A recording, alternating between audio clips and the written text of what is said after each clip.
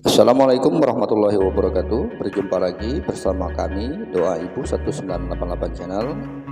Saya ucapkan terima kasih untuk teman-teman yang sudah sudi mampir di akun channel kita. Dukung terus akun channel kita agar bisa terus semakin tumbuh dan berkembang, dan pastinya bisa menyebarkan informasi yang bermanfaat untuk kita semua. Saya ucapkan terima kasih. Baiklah teman-teman sekalian, pada season kali ini kita akan membahas cara membaca bahasa tubuh melalui gerakan tangan dan ibu jari.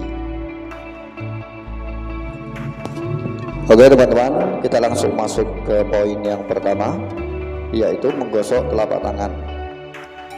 Nah teman-teman sekalian, baru-baru ini ada seorang teman mengunjungi kami untuk membahas liburan bersama mendatang. Selama perbincangan, dia duduk menyandar di kursinya, tersenyum lebar, menggosok kedua telapak tangannya bersamaan dan berseru, "Aku sudah tidak sabar." Dengan gosokan telapak tangan yang diangkat secara non-lisan, dia memberitahu kami bahwa dia berharap liburan kami akan sukses besar. Menggosokkan kedua telapak tangan adalah cara untuk mengkomunikasikan harapan positif. Kecepatan tindakan menggosokkan telapak tangan menandakan siapa menurut pelaku yang akan mendapat untung. Nah teman-teman sekalian, biasanya para penjual diajari untuk menggunakan gerakan menggosok telapak tangan saat menjelaskan produk atau jasa kepada calon pembeli, dan menggunakan gerakan tangan yang cepat untuk menghindari calon pembeli yang defensif. Ketika seorang pembeli menggosok telapaknya dengan cepat dan berkata, "Mari kita lihat penawaran Anda." Ini menandakan dia berharap melihat sesuatu yang baik dan mungkin membeli. Nah teman-teman, juga jangan lupa selalu perhatikan konteksnya ya sebelum membaca bahasa tubuh seseorang itu. Seseorang yang menggosok telapak tangannya dengan cepat di terminal bus pada hari yang dingin mungkin akan mengatakan bahwa dia sedang mengharapkan kedatangan bus. Dia hanya melakukan karena tangannya dingin. Oke teman-teman, kita lanjut masuk ke poin kedua, yaitu menggosok ibu jari dan jari.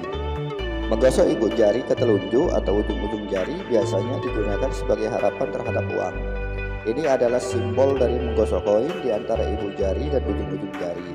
Ini sering digunakan oleh penjual di jalanan yang berkata, "Saya bisa membuat Anda berhemat 40%." Atau oleh orang yang berkata kepada temannya, "Bisakah kau meminjamku uang puluhan dolar?"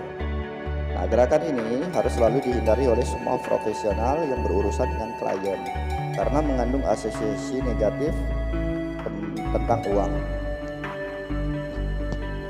Baik teman-teman, kita masuk poin keempat, yaitu mencengkram tangan.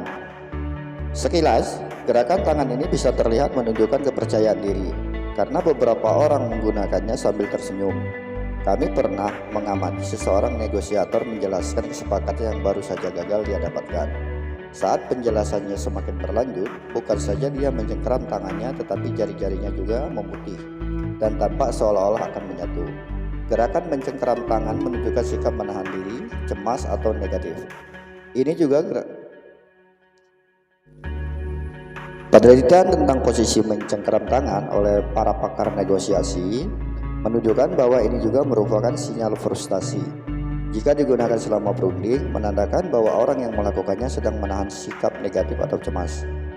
Ini adalah posisi yang diambil oleh seseorang yang sedang tidak bisa meyakinkan orang lain atau berpikir akan kalah dalam negosiasi. Gerakan mencengkram tangan memiliki 3 posisi. Posisi yang pertama adalah tangan dicengkram di depan wajah. Tangan dicengkram dan diletakkan di meja atau di pangkuan. Dan ketika berdiri, tangan dicengkram di depan selangkangan. Kami menemukan korelasi antara posisi pencengkraman tangan dan derajat frustasi pelakunya. Seseorang akan lebih sulit dihadapi jika tangannya dicengkram dalam posisi tinggi, seperti pada posisi si tengah, dibandingkan jika tangannya dicengkram dalam posisi rendah. Seperti semua gerak tubuh negatif lainnya, Anda perlu berusaha mengurai jari-jari Anda yang sedang terkunci, misalnya dengan menawarkan minum atau meminta mereka memegang sesuatu. Kalau tidak, sikap negatif akan terus bertahan seperti yang terjadi pada posisi melipat lengan. Baik, kita lanjut ke poin kelima, yaitu menyangga wajah. Ini bukanlah gerakan negatif, ini gerakan positif yang digunakan dalam urusan berkencan. Gerakan ini terutama digunakan oleh wanita yang ingin menarik perhatian seorang pria.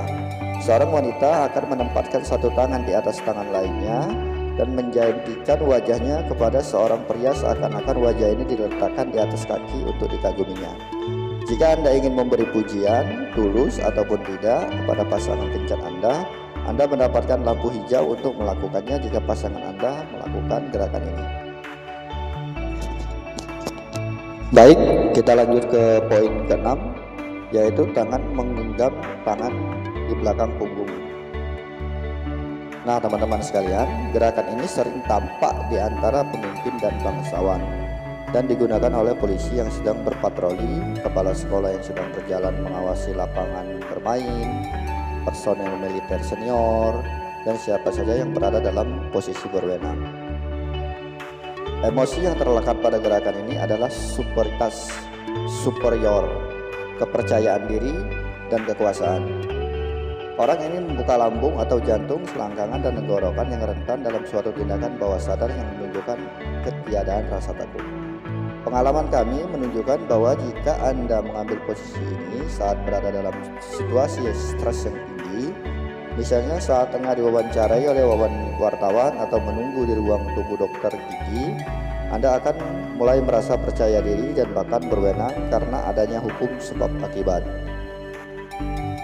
Baik, kita lanjut ke poin yang ke-7, yaitu gerakan tangan mencengkram pergelangan, yang artinya mengkomunikasikan emosi yang berbeda dari gerakan tangan menggenggam. Tangan di belakang punggung ini adalah sinyal frustasi dan upaya mengendalikan diri. Satu tangan mencengkram pergelangan atau lengan lainnya di belakang punggung seakan-akan berusaha menghalangi tangan yang satu agar tidak dapat memukul. Semakin tinggi satu tangan mencengkeram lengan lawannya, semakin frustasi dan marah orang itu. Baik teman-teman sekalian, kita lanjut ke poin ke-8, yaitu memamerkan ibu jari. Seperti disebutkan sebelumnya, ibu jari melambangkan superioritas dalam ilmu telapak tangan. Ibu jari mewakili kekuatan, karakter, dan ego. Dan sinyal-sinyal bahasa tubuh yang melibatkan ibu jari juga menunjukkan sikap menganggap diri penting. Ibu jari digunakan untuk menunjukkan sikap dominan dan asertif, atau terkadang agresif. Gerakan ibu jari ini adalah gerakan sekunder dan merupakan bagian dari kelompok gerakan tubuh. Memamerkan ibu jari adalah sinyal positif dan sering kali digunakan dalam pose khas orang yang keren, yang menggunakannya untuk menunjukkan superioritas. Seorang pria akan mencuatkan ibu jari di dekat wanita yang menarik hatinya, dan orang yang mengenakan busana berstatus tinggi atau bergengsi juga akan memamerkan ibu jarinya. Anda jarang melihat orang yang berstatus rendah, misalnya contohnya pengemis, melakukannya. Orang yang memamerkan ibu jari sering kali juga mengayunkan tubuhnya ke depan dan ke belakang agar tampak lebih tinggi.